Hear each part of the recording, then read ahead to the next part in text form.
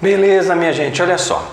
Nós fizemos uma sequência de vídeos tratando da dinâmica, mas se você parar para perceber todos os exemplos que nós fizemos, basicamente falamos de movimentos retilíneos, tá bem?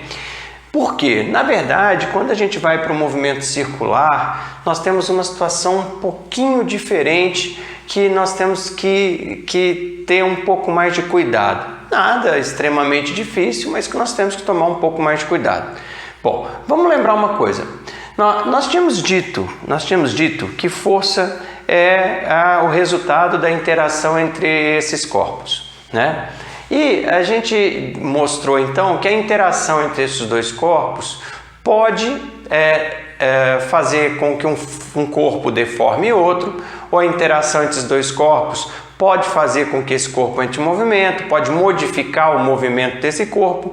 Então, a força teria como função, entre aspas, modificar a velocidade, tá? Bom, quando a gente estava em todos os exemplos que nós fizemos, a força tinha a função de alterar o valor da velocidade, tá?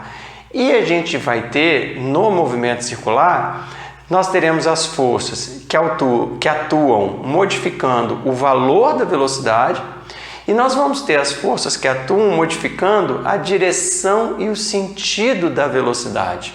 Daí, então, entra uma coisa nova, que até então a direção da velocidade era sempre a mesma. Nos movimentos retilíneos, a direção da velocidade é sempre a mesma. A partir do momento que eu entro no movimento circular, eu tenho uma constante modificação na direção da velocidade. Então, vamos lá, olha só. Quando nós estamos no movimento circular, nós vamos dividir a coisa em duas partes. Nós temos a força resultante tangencial.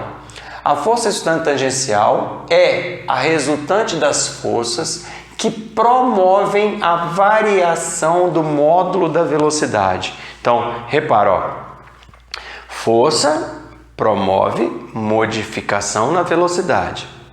Força tangencial provoca a modificação no módulo da velocidade. Para isso, tais forças devem atuar na mesma direção da velocidade. E nós já havíamos dito que no movimento circular a velocidade é sempre tangencial à trajetória.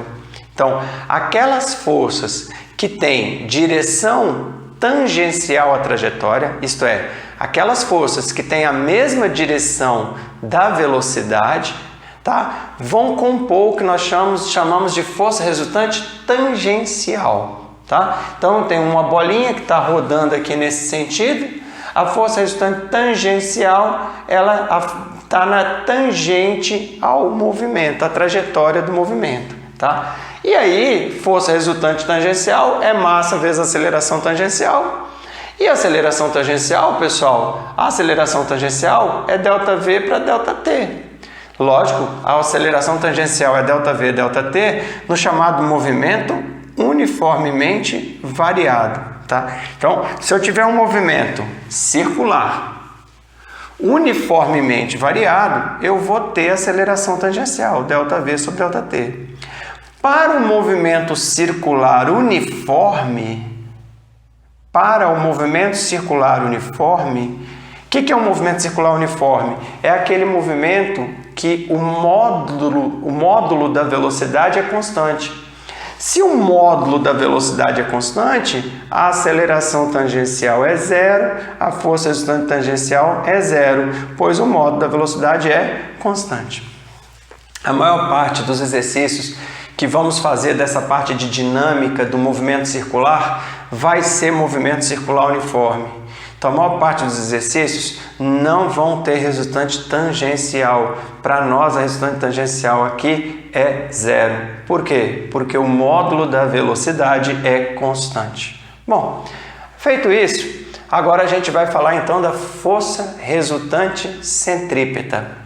Tá? Então, força é aquilo que vai modificar a velocidade.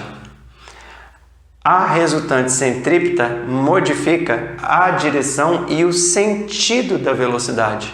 Então, olha só o que ele fala aqui, ó. Força resultante centrípeta é a resultante das forças que promovem a variação na direção da velocidade de um corpo em uma trajetória curvilínea. Porque se um corpo está fazendo uma trajetória curvilínea, a velocidade dele está sendo modificada em sua direção. E para existir isto, nós temos então uma chamada força resultante, a resultante das forças centrípetas. Bom, a direção centrípeta é sempre perpendicular ao vetor velocidade, que é o que nós chamamos de direção radial. É uma direção que aponta para o centro da trajetória. Tá? Então, ó, a resultante tangencial é tangente à trajetória. A resultante centrípeta aponta na direção do centro, direção radial que a gente chama. Tá? Pela segunda lei de Newton, o que a gente pode fazer? A segunda lei de Newton é aquela que fala força resultante é massa vezes aceleração. Tá? Repara que é a mesma que eu uso para tangencial, só que lá eu boto aceleração tangencial e aqui eu boto aceleração centrípeta. Então, força resultante centrípeta é igual a massa vezes aceleração centrípeta. Quando eu arrumo isso aqui, eu posso trocar a aceleração centrípeta pela equação que eu aprendi lá atrás, que é a seguinte: a aceleração centrípeta é v ao quadrado dividido por r. Então, a aceleração centrípeta é v ao quadrado dividido por r. Então, repara que o v aí tem que ser constante, né? Ou tem que ser o v naquele momento. Se eu juntar essas duas coisas, eu chego a uma equação, que é a equação da força resultante centrípeta. Tá? Então, força resultante centrípeta é igual a m vezes v ao quadrado dividido por r.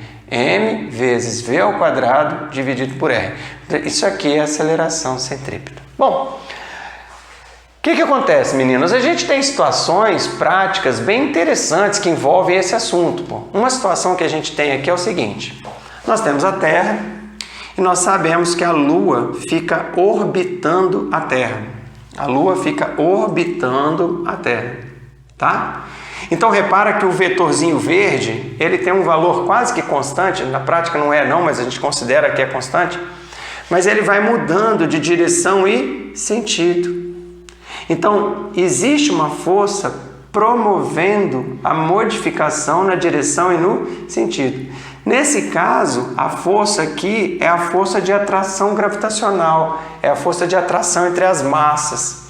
E existe outra força? Não. Nesse movimento, a única força que atua sobre a Lua é a força gravitacional. Então só tem uma força atuando. Então, se só tem uma força atuando, eu vou dizer que nesse caso a resultante centrípeta é a força gravitacional. Então, neste caso, a resultante centrípeta é a força gravitacional.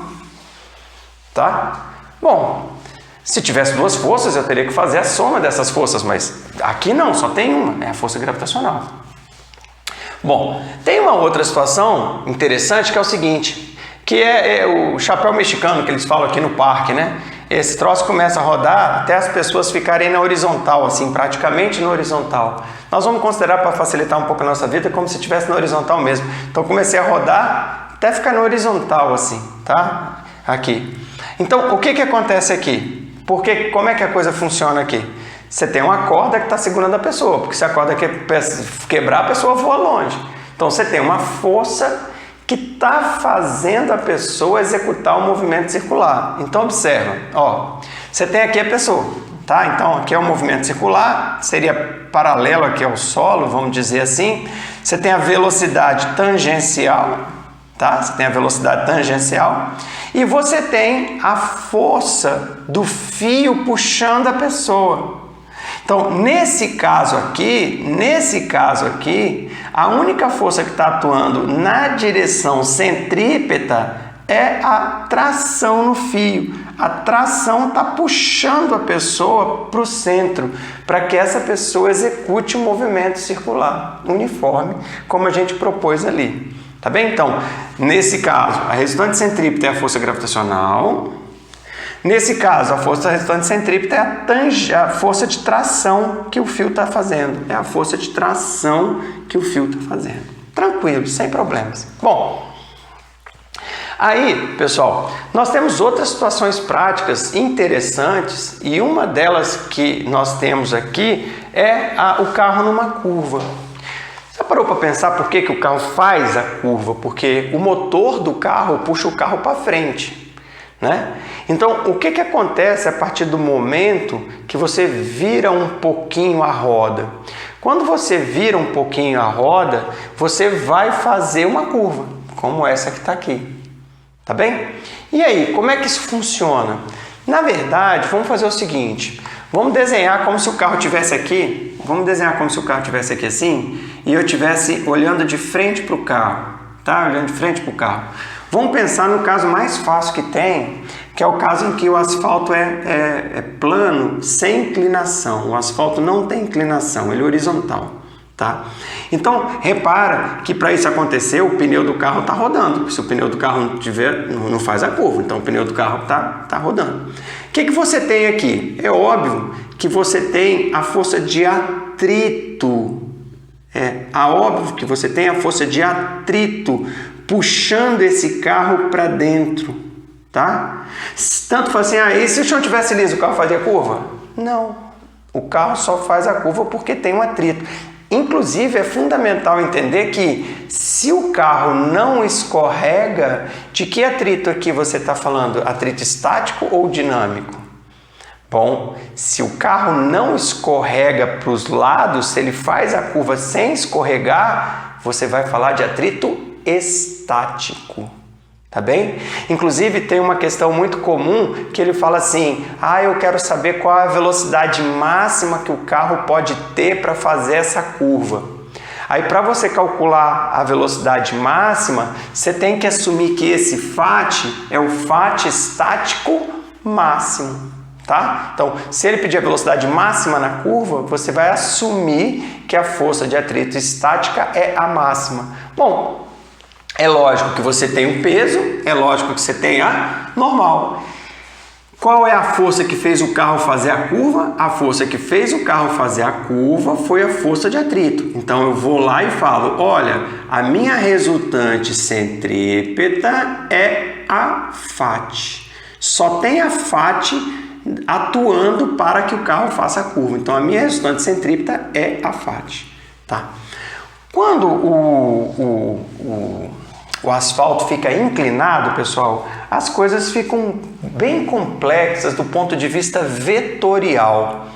Para ficar mais fácil, eu vou fazer o seguinte, eu vou desistir desse carrinho desenhado como um carrinho e vou colocar como se o carrinho fosse um ponto, tá? Então, eu teria, lógico, teria o peso apontando para o centro da Terra, teria a normal é sempre perpendicular à superfície, tá? E teria a força de atrito. A força de atrito, pessoal, ela é sempre paralela ao solo. Não interessa se o asfalto está inclinado, se o asfalto está horizontal, a força de atrito é horizontal. Se o asfalto está inclinado, o atrito é inclinado. A força de atrito é sempre paralela ao solo, é sempre tangencial ao solo. Aí eu fiz o seguinte, porque aqui se a gente olhar assim, é melhor considerar como se o carro fosse um ponto. Então, desenhando o carro como se fosse um ponto. Tá aqui, eu teria o peso na vertical, a normal inclinadinha porque ela está perpendicular ao plano, e eu teria o FAT aqui. Tá? O que acontece? Nesse tipo de exercício, a resultante centrípeta, ela sempre aponta para o centro da trajetória. Não interessa a inclinação. E aí, o centro da trajetória não é aqui embaixo. O centro da trajetória é o centro aqui em cima, como se o círculo estivesse aqui, Então, o que acontece? Para eu resolver esse tipo de problema, eu tenho que desenhar aqui um plano cartesiano, onde eu vou fazer um eixo Y na vertical e um eixo X na horizontal. Beleza? Aí, é por isso que a coisa fica complicada, porque o único vetor que está em cima do eixo é o peso, porque o peso está na vertical. Os outros vetores eu teria que fazer a decomposição deles. Então, por exemplo, eu teria que pegar o FAT e a normal e fazer a decomposição. O meu FAT vai virar um FAT X e um FAT Y. E a minha normal também vai virar uma normal x e uma normal y. Então, repara, quantas forças estão atuando, apontando para o centro da trajetória?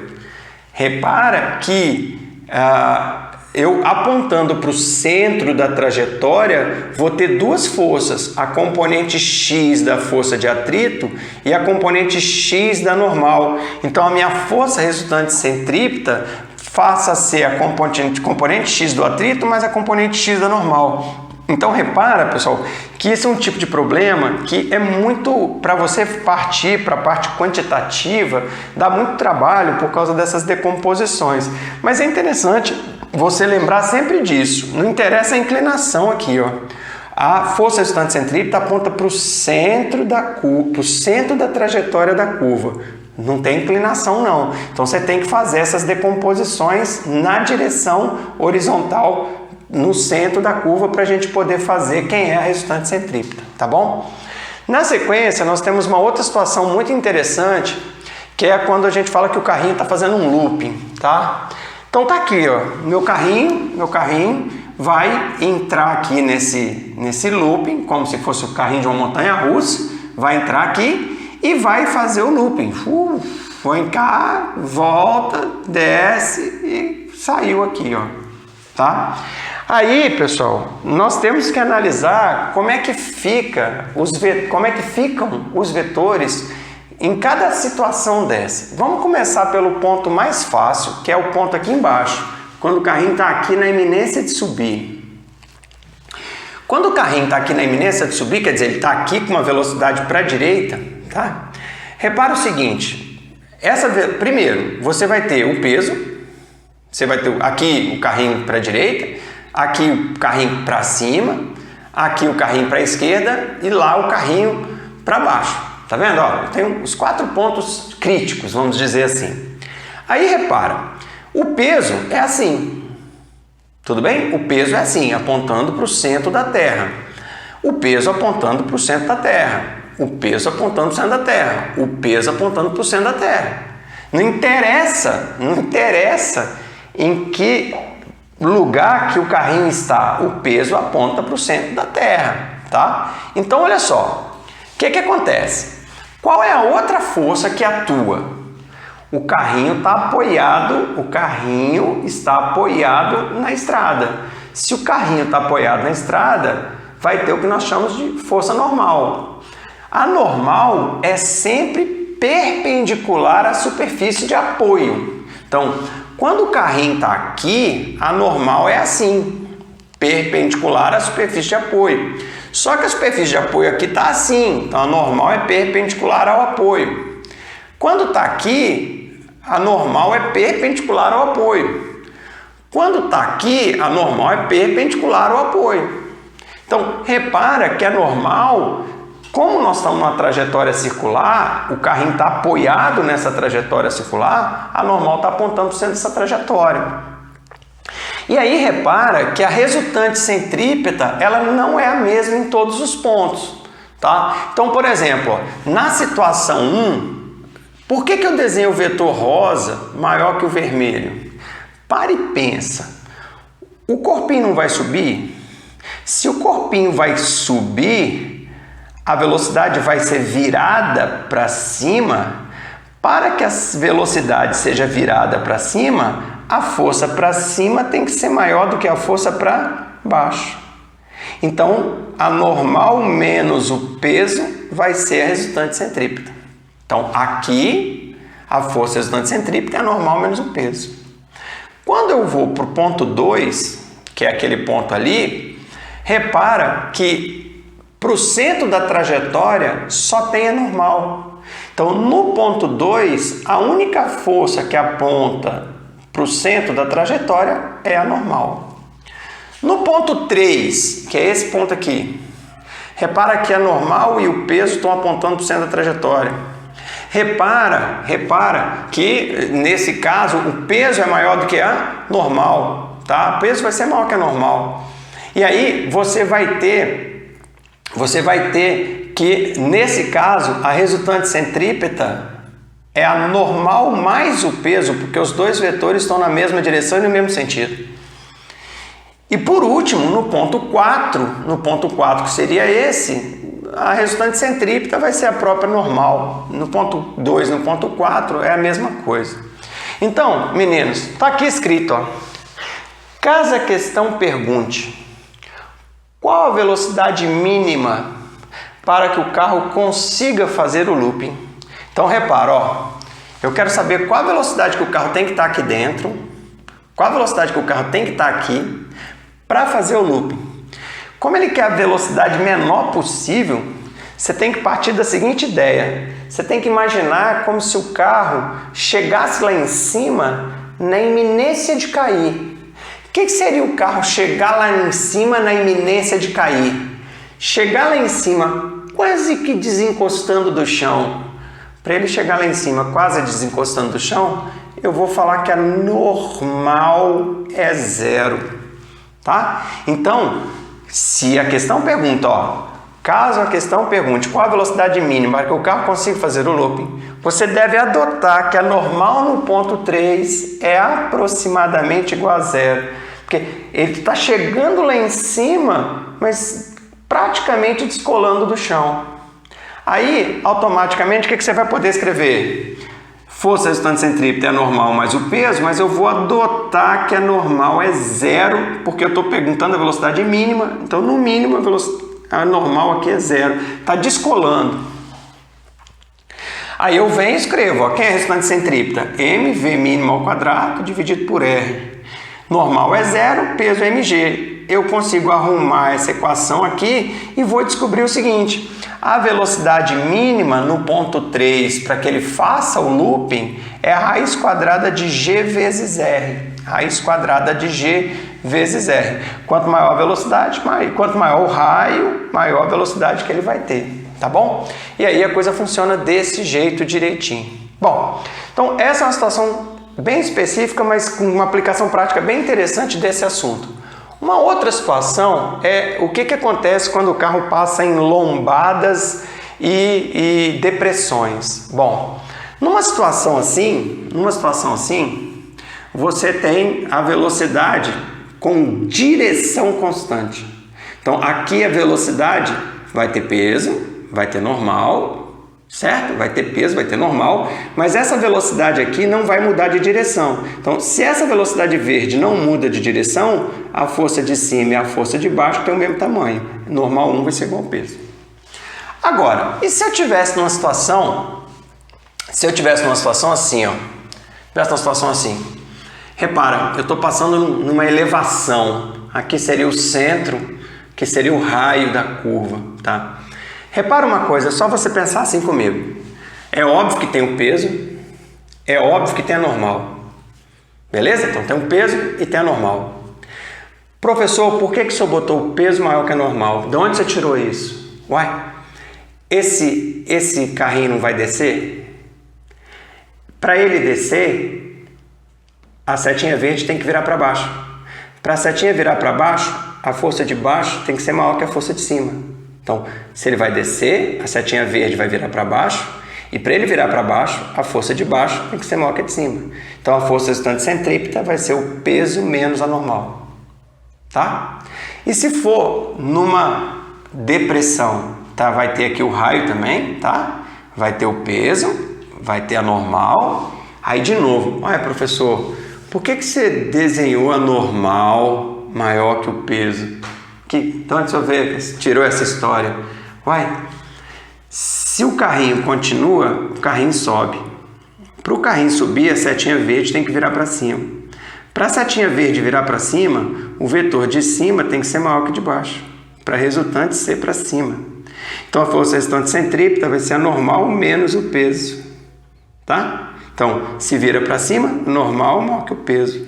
Se vira para baixo, o peso é maior que a normal. E aí você tem essas situações. Bom, feito isso, meninos, eu vou fazer um outro vídeo com uma sequência de exemplos, mas a parte teórica de dinâmica de movimento circular é essa aqui.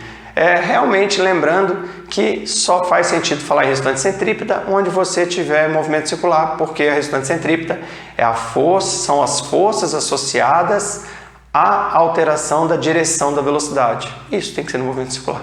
Tá bom? No mais, um abraço para vocês, tudo de bom e até a próxima.